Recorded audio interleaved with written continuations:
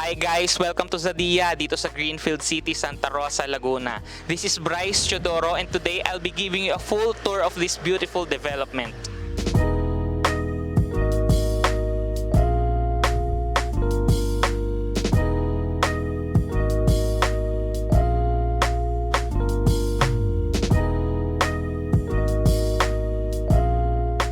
Kung naghahanap ka ng property na malapit sa city pero surrounded pa rin ng nature, perfect na investment at swak for both families and young professionals, well, this might be the one for you. So tara, samahan niyo ako! Isa sa pinaka-best features ng Zadia is really the location. Nandito siya sa Greenfield City, Santa Rosa. And alam nyo ba na Santa Rosa is now being called the next BGC of the South? Sobrang lapit lang sa Metro Manila, tapos surrounded ka pa ng malls, schools, hospitals and offices. Malapit din sa Nuvali, Paseo de Santa Rosa, and South Luzon Expressway exits. At mga top schools and universities. Kaya kung gusto mo ng convenient lifestyle, lahat nandito na.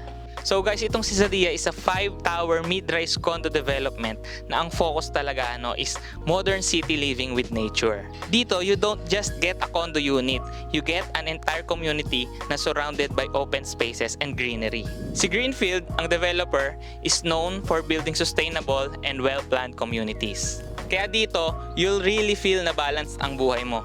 City convenience, pero relaxed and refreshing pa rin. So ngayon naman, tingnan natin yung amenities, no? So dito sa Zadia, you enjoy resort-inspired features. May swimming pool, clubhouse, at wide open green spaces. So imagine mo na lang weekends with your family dito sa pool. Or kung work from home ka, pwede kang magpahinga and mag-relax after a long day. Kids can play safely sa open areas and everything you need talaga for a balanced lifestyle nandito na mismo sa community natin. So ngayon nandito tayo sa turnover unit ng Zadia. Ang floor area niya is 24.9 square meters. Tara, check natin. So pagpasok natin, ang sasalubong sa'yo is yung kitchen area mo. So what you see is what you get. Napakaganda naman ng mga materials natin dito. Quality. Yung mga compartments, sobrang laki ng space niya. Then, makikita mong maganda talaga yung quality ng mga materials na ginamit para sa kitchen mo. Makikita natin yung mga tiles na ginamit dito, iniba na nila yung design. So, halika, pakita ko sa'yo. Dito sa turnover unit natin na pinakita nila kung ano yung ginamit na tiles. Glossy, and medyo marble yung design niya. So, ngayon punta tayo sa CR, makikita natin sobrang spacious, unlike sa mga ibang condo units na medyo tight na yung spaces. Pero ito makikita mo, sobrang lawak ng space. Pwede ka pang maglagay ng washing machine mo, and here pwede ka pang magdagdag kung anong gusto mong mga design pa sa gusto mong ilagay sa banyo mo para gumanda. And here what you see is what you get then.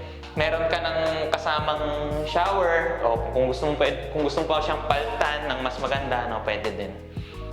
So now punta tayo dito sa ating livable space, So nabanggit ko nga kanina, ito ay 24.9 square meters, Ikaw naman bahala kung paano mo i-design yung room mo, Pwede kang maglagay dito ng bed, tapos yung ref mo or yung dining area mo nandito, So perfect talaga siya, Kung kahit young professional ka, na nag-start pa lang ng career mo or starting family, na maliit lang siguro, if you're a family of 3 or 4, livable pa rin siya. Or kung gusto mo lang naman, for investment, is maganda rin naman yung Santa Rosa na area, for rental properties. Kasi ang dami na ring rental demands dito, within the area, Kasi may mga schools, may mga industrial parks, So mga students na nagre-rent, ginagawa nilang dorm to, or yung expats nga na yung mga pinapadala from abroad tapos nag-work dito. So naghahanap sila ng mga panandaliang place to stay. So bawat unit nga din pala natin dito sa Zadia,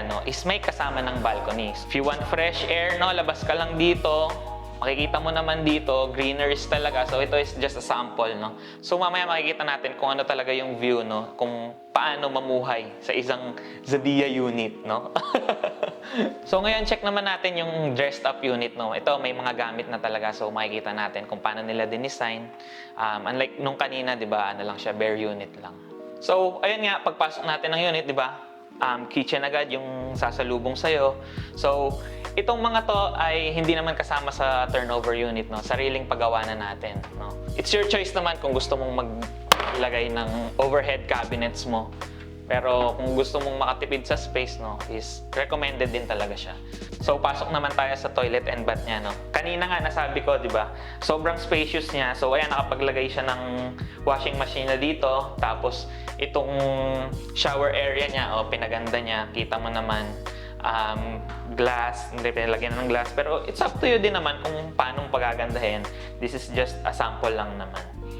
So, tara, punta tayo dun sa livable space niya, no? As you can see, ito yung ginawa niya, no?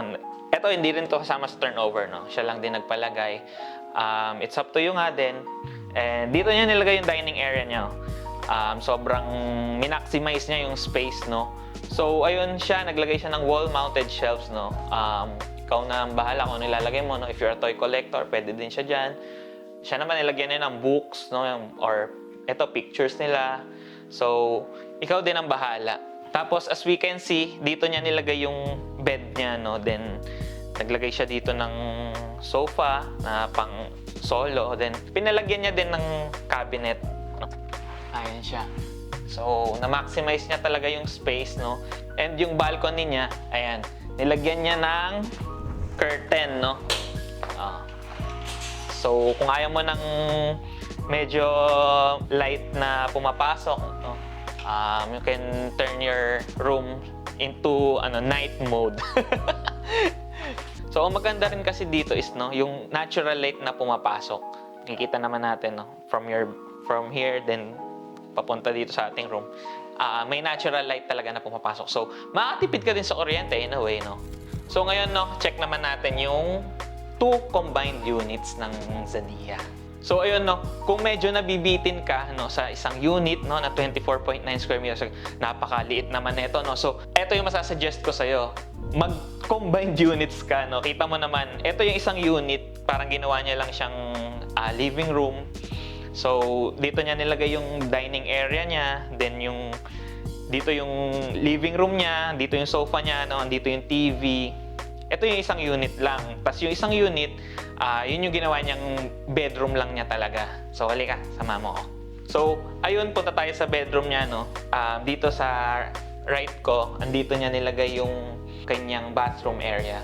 So, dito, nilagay niya yung kanyang walk-in closet, no? Here sa bathroom niya, no, may door dyan. So, paglabas mo ng pinto after take a shower, pili ka lang kung anong damit susuot mo for today's video, no? So, ayan, sobrang ganda nung ginawa niya dito. Daming pwedeng ilagay na damit. Your shoes, no, pwede na rin siguro ilagay dyan. So, ayun din, may mga shelves siya dito na nilagay, no? Tapos kung ano yung mga gusto mong ilagay dyan, ikaw na din ang bahala. So here, mas malaki na yung bed na nailagay niya, no? Kasi nga, yung isang unit ay ginawa mo na lang bedroom mo. Kaya malaki na talaga yung space na may aalat mo, no, for your bed. So, dito pa rin nga yung balcony, no? Pag gising mo ng umaga, medyo maganda yung energy kasi masarap yung hangin na malalanghap mo from this balcony, no? And yung sun is tamang-tama naman sa'yo kung gusto mo magpa-araw, no? Morning sun. So ayan guys, nakita na natin ang lifestyle dito sa Zadia. Modern, green, and super convenient living all in one place. So kung gusto niyo makita ito in person, no, I'd love to tour you around. You can contact me at +63 90 544 8893 or you can send an email to bryceteodoro@gmail.com. So again, I'm Bryce Teodoro and I can't wait to help you find your dream condo here in Zadia. See you soon!